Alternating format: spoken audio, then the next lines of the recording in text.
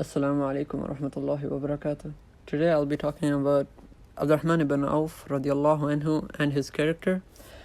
So, who was Abdul Rahman bin Awf radiallahu anhu? He was one of the 10 Sahaba who were guaranteed Jannah by the will of Allah subhanahu wa ta'ala, and he was also one of the first Muslims to accept Islam during the time of the Prophet Muhammad sallallahu alaihi wasallam. But this is just the most basic information. So to truly understand more about his character, there is a lot more to say.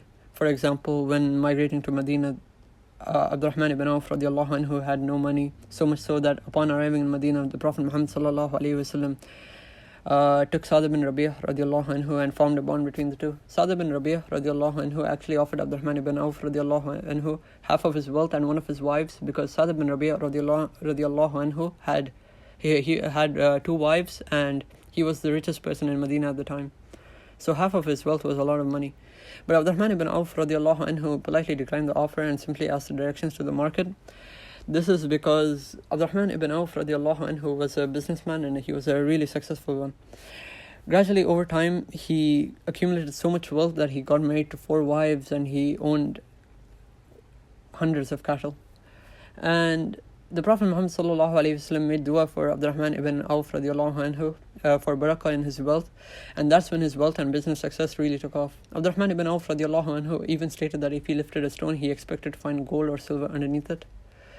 But something more abundant in Abdul Rahman ibn Awf radiallahu anhu, more than his wealth, was his generosity.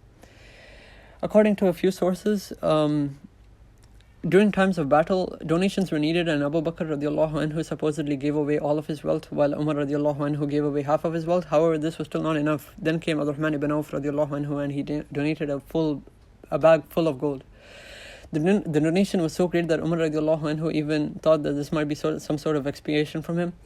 He asked whether Abdul Rahman ibn Awf radiallahu anhu even provides for his own family, to which he reassured him by saying yes, he does in greater amounts. Abdul Rahman ibn Awf radiallahu anhu donated so much that it's hard for me to fit all of them in this video, but short ones I'd like to mention is that Abdul Rahman ibn Awf radiallahu anhu once donated 700 camels to the needy people of Medina Munawwara, and Abdul Rahman ibn Awf radiallahu anhu even donated 400 gold coins to the surviving Muslims who took part in the Battle of Badr.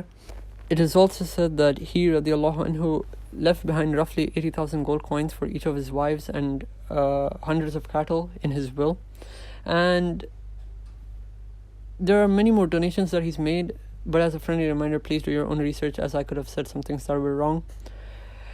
And Jazakallah khair for watching. Wassalamu alaikum wa rahmatullahi wa barakatuh.